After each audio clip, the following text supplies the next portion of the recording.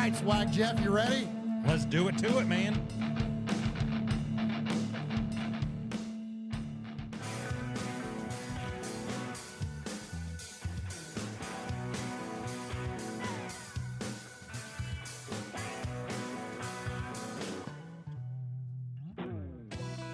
What's up, Raider Nation? Your buddy Murf back once again for what we trust will be a fantastic episode of the Raiders Fan Radio Rundown. This is where you get yours truly, and my best friend and yours, Swag Jeff, over there, who adorns the other corner of the Murf's Fan Cave studio. We jump in here real quick and talk to you about some of the hottest takes, hottest Raider stories going on out there in Raider Nation. But we appreciate you very much. Sound like that one guy. Oh, yeah. I give it 7 Chucky heads. Jeez. Oh, my gosh. What a knucklehead that guy is. Well, you know. Yeah. I keep my opinions to myself about others. It's, what's the thing that people say? They're like, people talk about other people talk about themselves, people that talk about just things. Oh. What's the thing? You know what I'm talking about? I am rubber, you are glue, whatever you said. No, but it's something about talking about other. Anyways, I don't talk about anybody else. We talk about ourselves. Yeah. We're not here to knock anybody down. Whatever people decide to do with their creativity and broadcasting and whatever, knock yourself out, man. Do your thing. Yeah. Do your thing, bro. You damn right. Yeah. You damn right. I mean, well. Jeez. Show's getting weird early on. Yeah, it is. Yeah. My best friend of yours, he is Swag Jeff. Hey. What up, Swaggo? I'm excited, man. Why are you so excited? I'm fired up, man. We got a new head coach. You're damn we right. got a new head coach. Man. The stars are aligning, Raider Nation. Thank God. I'm all in. I'm already in. Oh, geez. Here we go. Are you going there already? Here we go. I'm not going to predict 12-5. Please don't. I might predict 10-7. I'm just kidding. But, I mean, maybe. But, no, dude, I'm fired up, man. Like, I loved everything that happened yesterday at the press conference and all that. We'll get into that. But, man, it was fantastic, man. I really, really enjoyed it. And it's just, I feel like I said it last year. I felt like I've said it the year before. But this time, really, like, I feel like it's a breath of fresh air.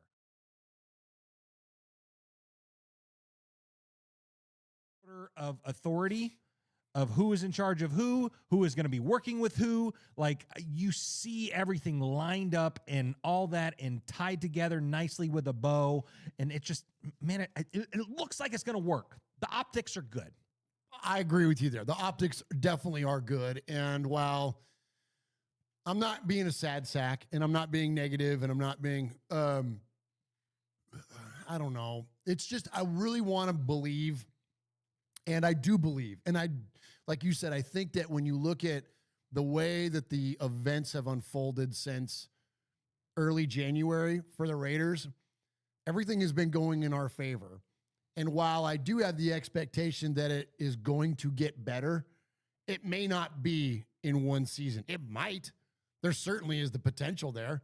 The New England Patriots did what they did, right? The Texans did what they did. The Commanders did what they did. Like, the Bears did what they did. Like, there are turnarounds. There are quick fixes in the NFL. I don't know if this is going to be one of them, where historically I would have been like, okay, why not us, right? And just had the expectation that, like, okay, yeah, this is going to work and this is going to be great. But listen, it might not be, and we might only win 5 games next year.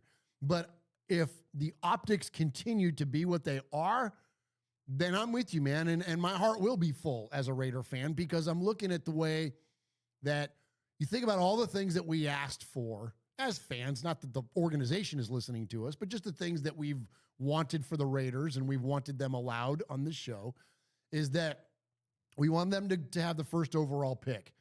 Ideally, we wanted that first overall pick to not be entirely in our hands, meaning that we had to lose.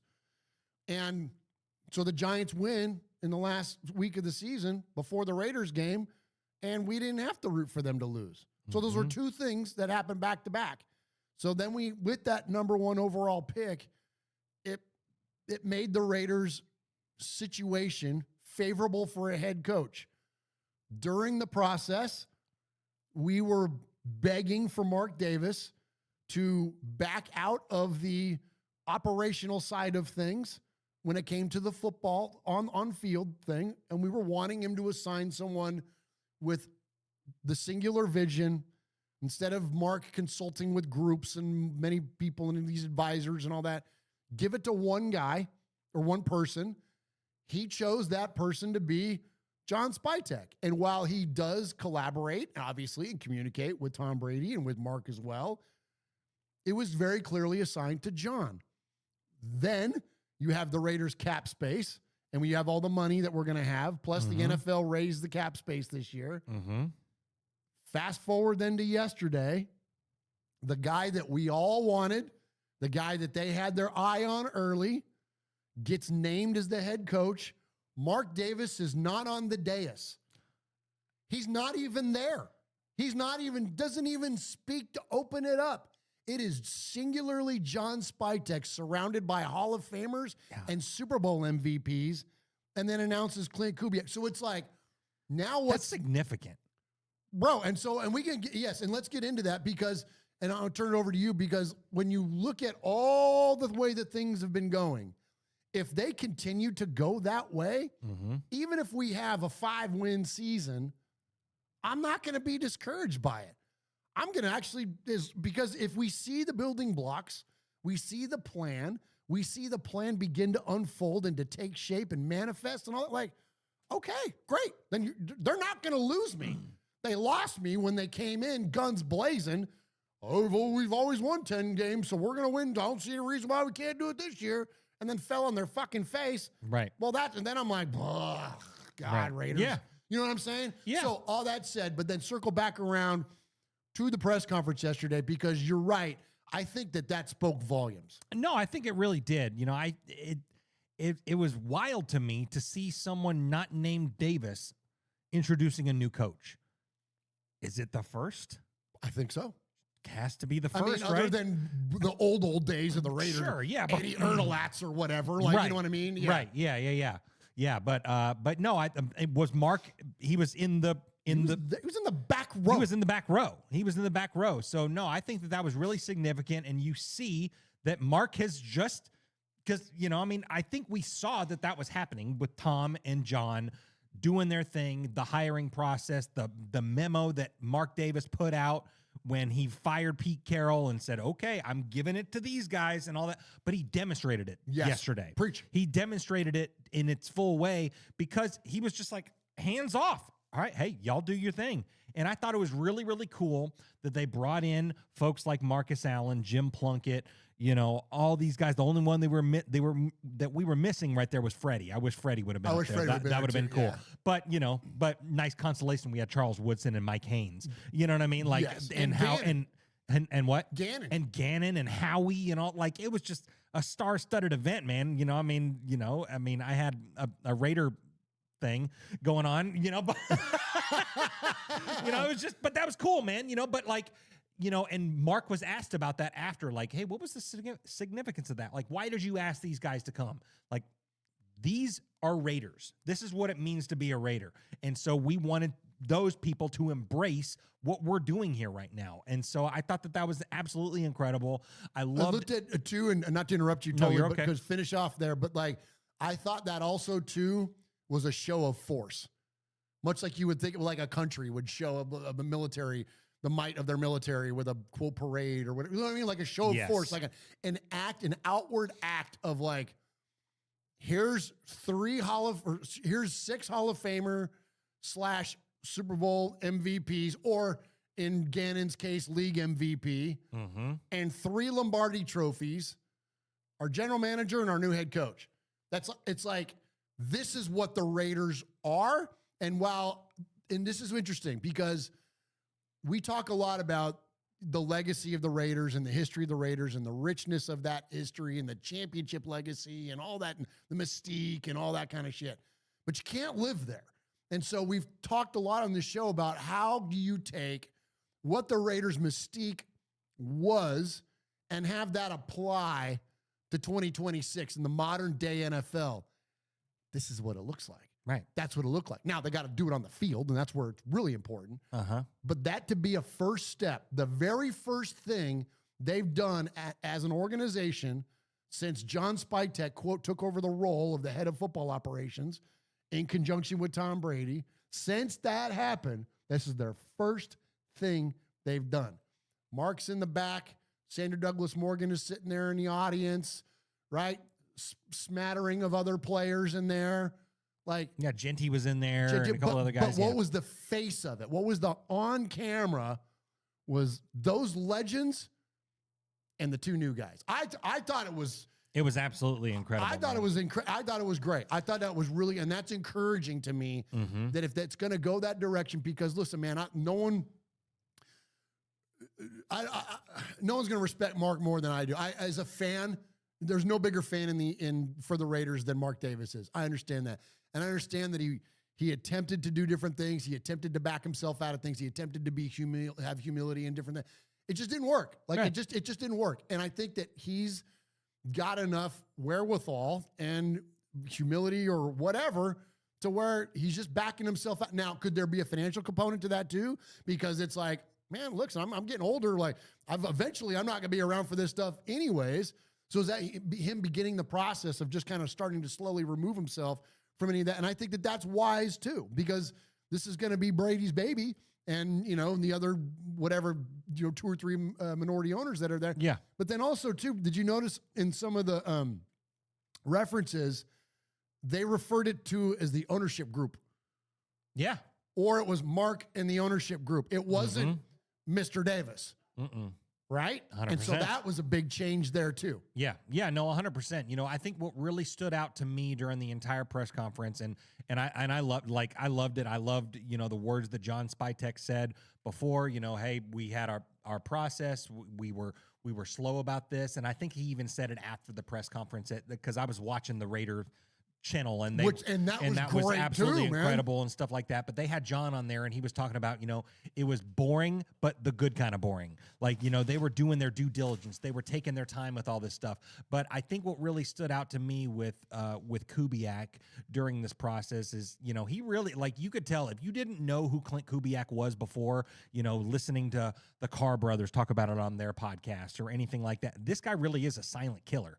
And Mark Davis said it himself. He was like, hey, this dude's he's silent but violent. You know what I mean? Like, this dude, it will come to play. But I loved what Kubiak said, and what really stood out to me, which I feel like eases minds of folks like you that are just, you have the tempered expectations and all that stuff, and like the frustrations that we had over the course of the last several years, especially with away fans being in our building.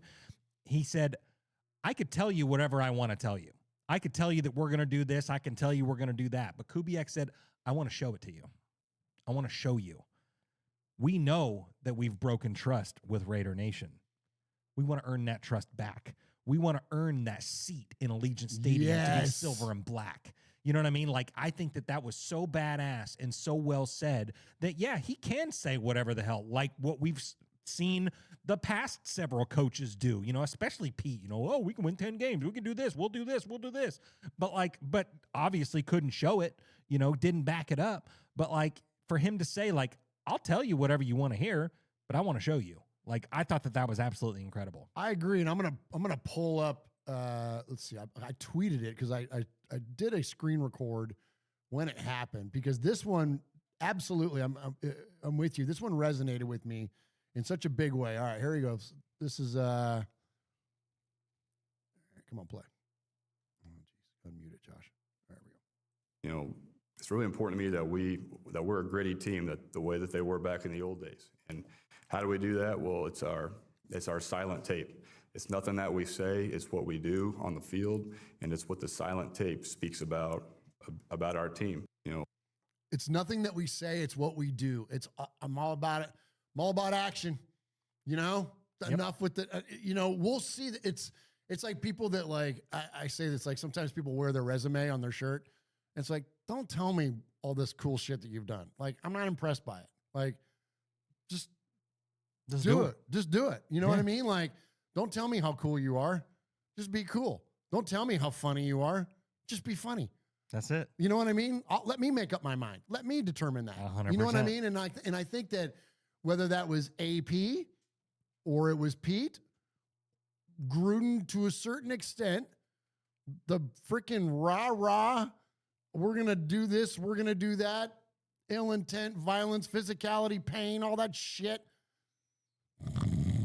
What? It didn't show up, man. So it loses. It's like when it loses its bite when it's not there. You know what I'm saying? Like, instead, don't tell us you're going to come to game day with ill intent. Just go out there with ill intent. And then let us tell you, holy shit, this Raider team is full of ill intent. Yep. You know what I'm saying? Like, those are the things that I'm looking for. And so I love this kind of undersold version of the Raiders. It's very interesting to me. Because even though Gruden wasn't like a really big boisterous thing, but he talked his shit though too. Oh, absolutely. He was big and boisterous, but what I mean in terms of claims wasn't as much. But don't you know he'd drive the fucking bus around Arrowhead Stadium after he beat Andy, right? Like, yes. Gruden had some of that in him too. So it's been a long time, probably since Del Rio, since we had somebody that was just like, all right, we're going to kick your ass on the field. We're not going to tell you we're going to kick your ass. We're just going to go do it, you know? And so I really do appreciate that aspect of it. And I think that's what'll give me patience. That's another thing that was frustrating with me last year is that, you know, some folks would look at this thing and go like, well, clearly the Raiders were in a rebuild. And how could you not think that they were in a rebuild by looking at the team and look at the roster? Because they told us that they weren't. That's exactly. And I'm words. Because I'm like, I'm not at practice. The head coach is doing this press conference is the mouthpiece for the team. And if this 73-year-old man that's been in football for 50 freaking years and should be a good talent evaluator at this point in his life, if he's telling me they got a hell of a squad, then guess what? I'm going to believe you got a hell of a squad. And then when you go out and you don't have a hell of a squad, I'm like, all right, you're either full of shit trying to talk them up or you don't know what the hell you're looking at. And I don't know which one of those two things is worse. And I think it was a combo. Probably was. So instead, give me the guy that goes and that comes and add a day one. We got to want to prove it to you. Earn that seat allegiance. That one was a big one, Jeff. That was a big one. Yeah, no, it was absolutely huge. And and then of course the other cloud that was over the press conference that like I felt like everyone was kind of tiptoeing around, and I can't remember if it was Vinny or whoever that brought up the Max thing. That was Vinny. But like, because it was like they were talking Vinny, about who's got a job with the Raiders but doesn't work for the Raiders. Yeah, 100%. But like it was one of those things where like they were asking about Ginty. And then someone else asked about Bowers and all that stuff. And like, I'm watching this thing and I'm going, someone ask about Max, please. Like, that's all we're at. You know, our press room, 100%, they were, tiptoeing into it and all that stuff. Well, finally someone bang and goes, well, what about a guy like Max? Yeah, because he don't working for him anymore. There you go. So he was able to do it. Yeah, exactly. 100%. And then Kubiak's response was great.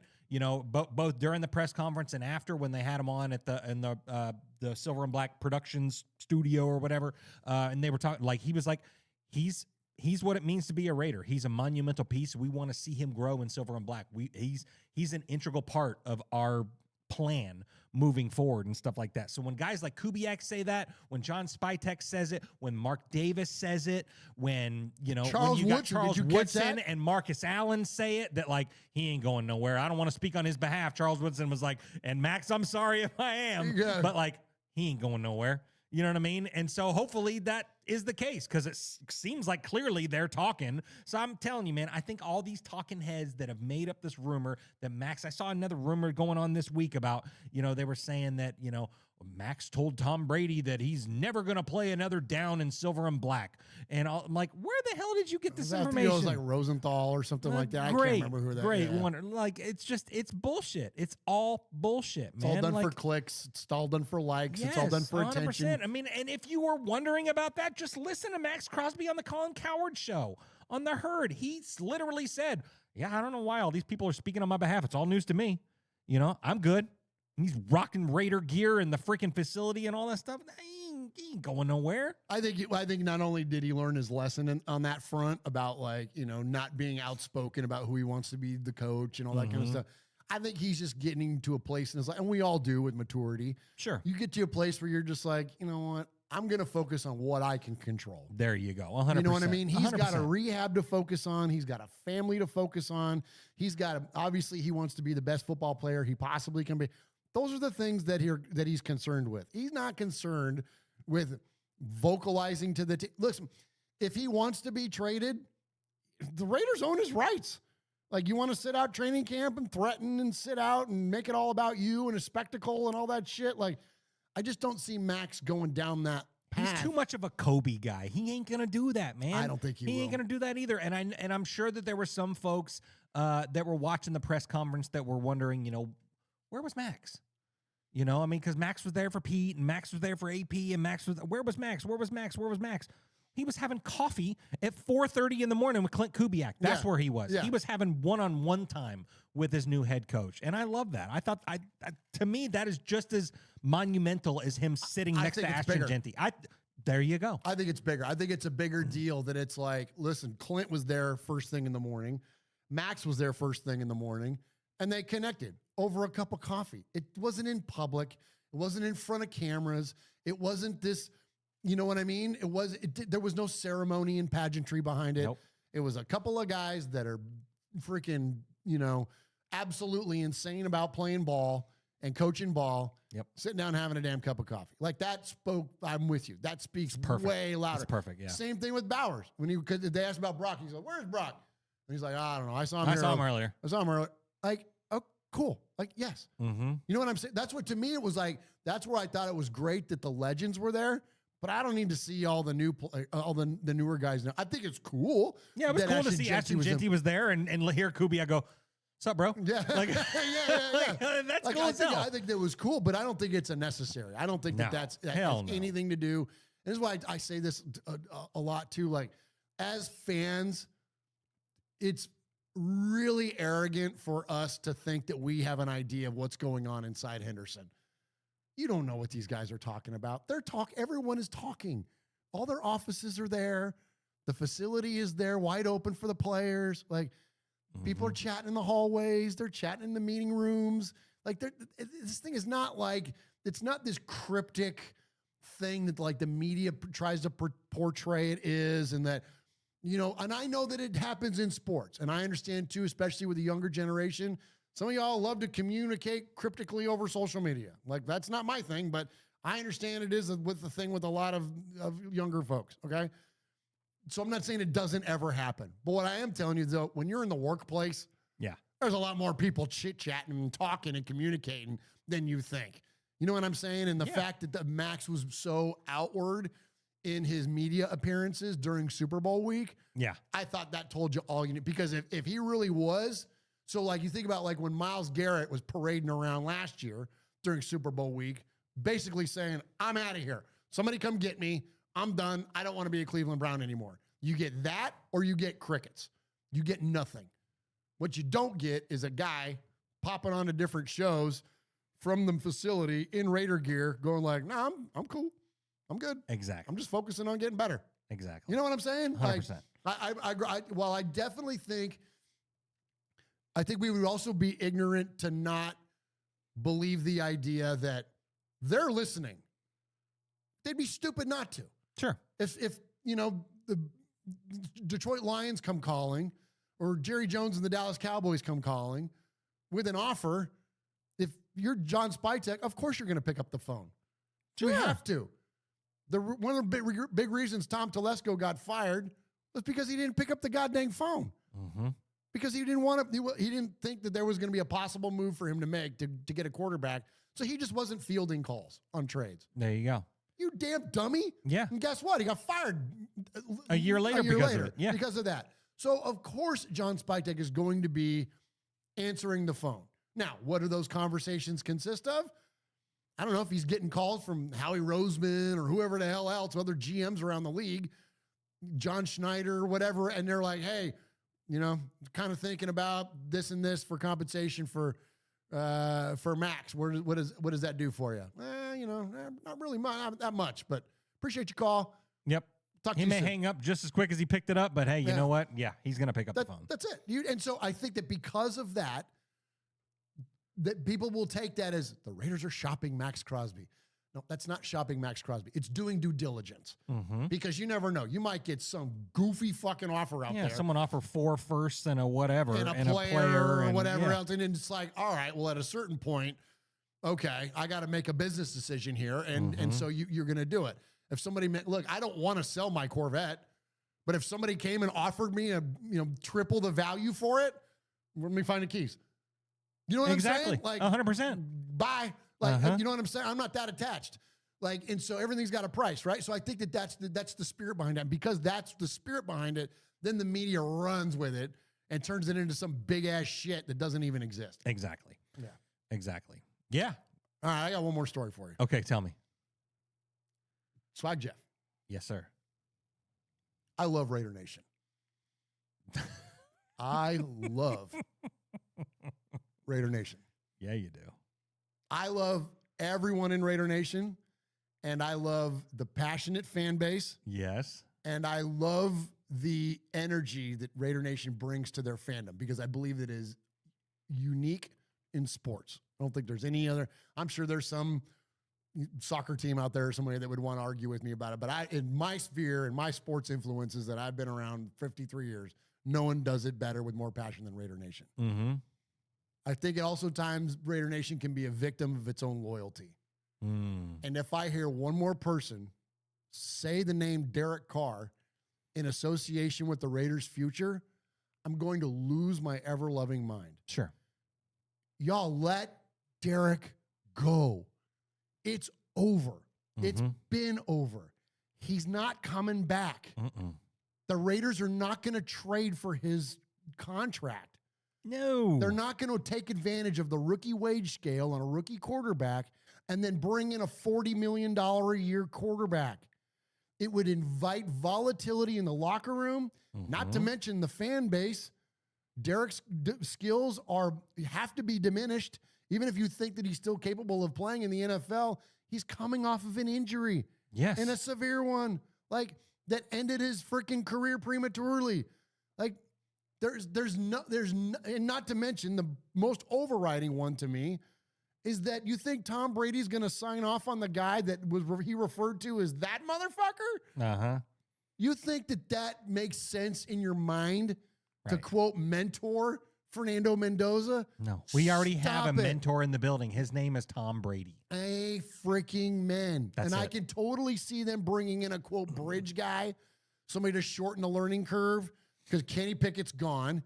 Geno Smith is going to be, all intents and purposes, gone. Better be. So you got AOC left in there, right? And so could they bring in somebody like I don't know, Kirk Cousins or whatever, some veteran. Mac Jones. Yeah, even Mac, I think, is going to be too expensive. You're probably right. I think even he's going to get a decent contract out there. I think you're talking about somebody that's on the back end of the twilight of their career, that's looking for a place to just kind of finish out a run. And to me, it would be somebody like Cousins. And there's a couple other names out there too. Oh, I would love Jameis. Jameis in Silver and Black would be a dream for me as a show producer. He's a walking soundbite. And and a good one. He's funny as shit. And he's a locker room guy.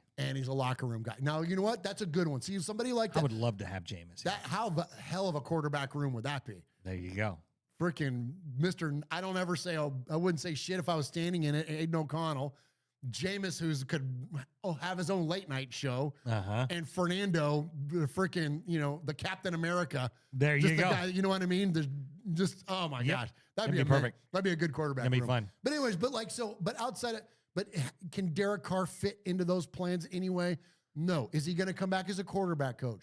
No. It's Derek Carr's time. I'm never say never, but Derek Carr's time, at least for the relatively near future, it's over. Right.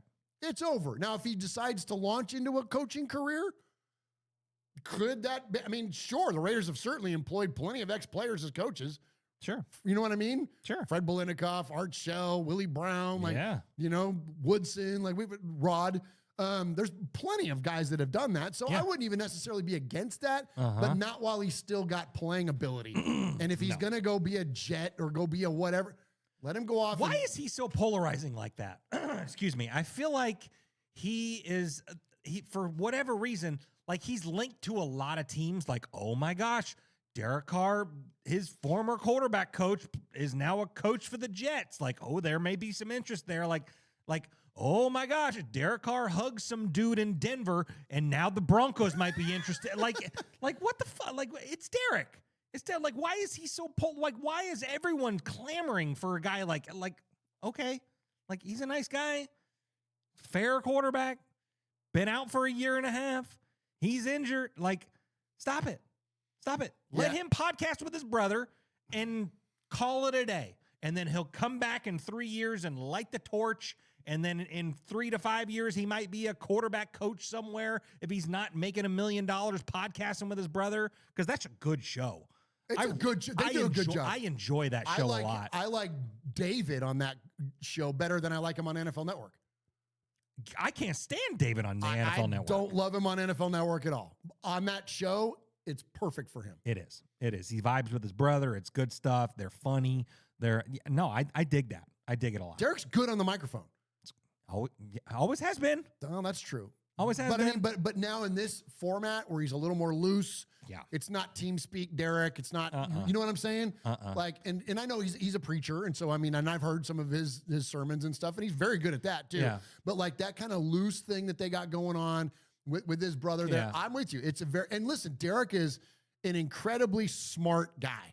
He's a very cerebral quarterback. Sure. Always has been. That's why him and Gruden vibe so well. Yeah. Was because that's what Gruden likes. That's why I love Gannon. Right? And so to hear Derek break down a play or you know what I mean? Or to hear him break down personnel. Right. To hear break down, that to me, I could see him wanting to be a coach or being a good coach. So I can see people reading into that and being like, oh, good.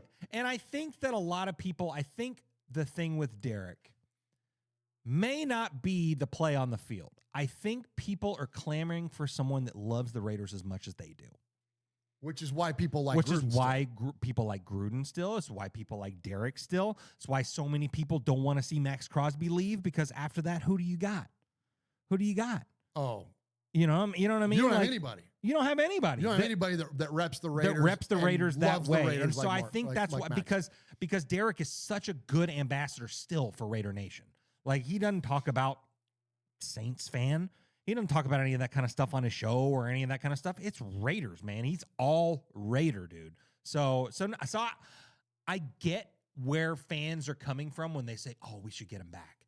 We should give him one more run. Oh, we should between that and the fact that like Josh McDaniels was the one that kind of kicked him to the curb, and I feel like people thought maybe he deserved a better swan song."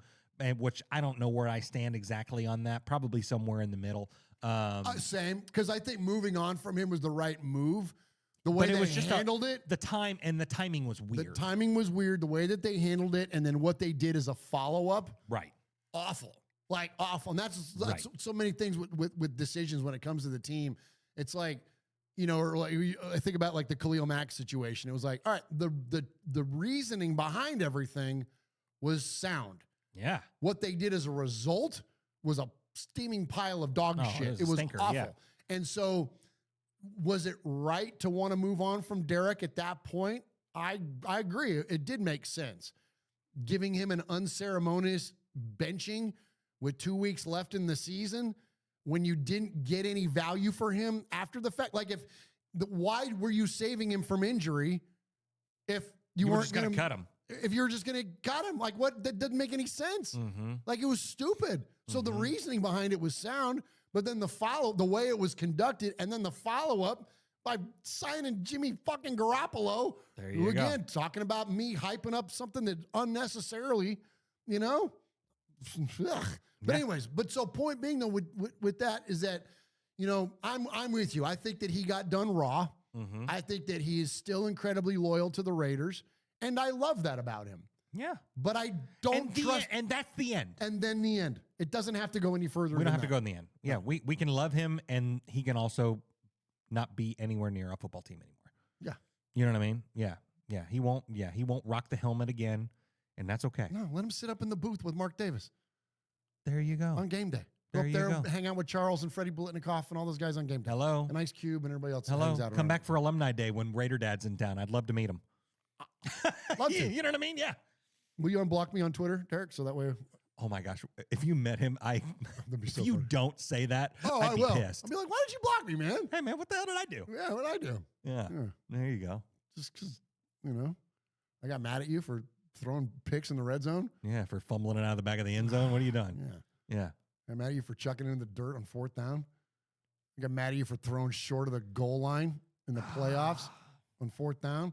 Yeah. There you go. Yeah, that gets me blocked. It gets me blocked because I'm just saying. Yeah. Choices were made there, and they weren't mine. There You want to be mad at somebody? Be mad at that. There you go. Some people give me shit about like, oh, you just hate Derek Carr. I don't hate Derek Carr. I'm just critical of some moments in his playing career that didn't end well for our football team. There you go. You want to get mad at somebody? Be mad at that. Yeah. Now you don't have to be mad at the guy. Be mad at those plays. It's I didn't make them. I didn't do it. I didn't suit up that it's day. like I'm talking to my kid. You know, sometimes he makes bad decisions. I mean, he's not a bad kid. Sometimes he just makes the wrong choice. Yeah. You know what I mean? And there ain't nothing wrong with that. No. You know, we still love him. Yeah. But Still love you. We'll still love you, but I don't want you to throw the ball. But please anymore. don't do that again. No, don't. No. Yeah. Let somebody I can else be have a upset turn. with you about that. Yeah. Let somebody else have a turn. Yeah. But so, hey, so all this Derek Carr man. talk and all that stuff, let's circle back. Clint Kubiak, man, we're fired up. Yes. This is going to be absolutely incredible. It's because now I feel like, you know, well, now they're going to build their staff, you know, so we're going to have that to look forward to. But then it's going to be like, all right, when's March 15th or whenever it is? Like, when's free agency start? Like, you know, I feel like, you know, and I feel like, was it John that talked about it a little bit? Someone asked him about like, oh, what are you guys planning on doing in free agency? Like, you know, you got 90 million and John Spider goes, actually, it's 100 million, but okay, continue, you know, whatever. Yeah. But he was like, we're going to make smart decisions. Like, it's all going to be calculated. It's all going to be smart. Like, dude, I'm so freaking fired up. I'm fired up, man. Okay. Yeah. Because why not? Because Well, of course, man. Yeah. And listen, and I don't poo-poo anybody that wants to be excited about what's going on with the Raiders. And I'm excited too. oh, I know you are. I just gonna temper expectation. That's the thing. I'm not gonna temper my excitement. I will be excited and encouraged and be like, this is awesome. And yesterday for a Raider fan was an awesome day. It was a great day. I happened to be working from home that day. I had that stuff on while I was working and was probably watching it a little more than I needed to and should have been paying more attention to my job. But like I was sucked in. Yeah. Like, this is great. This is great coverage. The Raiders covered it for 3 hours. It's fantastic. Having all those guys, all those legends come back through then afterwards and sitting down with James Jones and freaking Eric Allen and Amber Theo Harris. I love those. I love those folks. They're great people. They're great, Yeah, man. they And, put on a good show. They put on a very good show, man. Yeah. And having all those Hall of Famers and guys come through and seeing Charles and Marcus yuck it And up they didn't about. even have time. They were like, oh, shit, we're late for our flight. I got on the same flight. But I want to talk about 10 minutes about the coach and talk about Max. Yeah. Like, they made time for that. Yeah. So, like, that was just, that It was so cool, man. It was a good vibe yesterday, fun. man. It was a good It was vibe. fun. It was a good vibe. All right, speaking of good vibes, thank you for joining us for this episode of the Raiders Fan Radio Rundown. I don't know if that was a segue or not, but we're going to go with it. Speaking of good vibes, it's time to go. Hey, yeah. Thank you, Raider Nation. Thank you guys for tuning in. We will see you in a couple of weeks. You'll probably see a smattering of us. I'll have some 8-minute raids coming at you. And we Yeah. might even throw in another rundown in there. But Raiders Fan Radio proper won't be back until February 25th. So until then, we love you guys. Let's go Raiders, man. Let's go Raiders. Take us out, Jeff. All right. Hey, thanks for being here. If you were watching live on the YouTube, it's not live; it's a premiere. But thanks for being here. You know who you are, and for those of you that are on the audio podcast, thanks for joining us. And hey, man, we're only a few weeks away from Just Grin, baby. Ooh, new stuff coming at you Holy soon. cow, man. I'm so excited, man. So if you like us, you're going to get a whole lot more of us. So get ready for that. So, but yeah, like Murph said, we're going to take a couple weeks off of RFR proper, kind of charge the batteries a little bit before March rolls around, because once March hits, you're going to get sick of us. You're going to get sick of us. You know what I mean? Yeah. So thanks for being here. We love you guys. Much respect. Catch you later. See you later.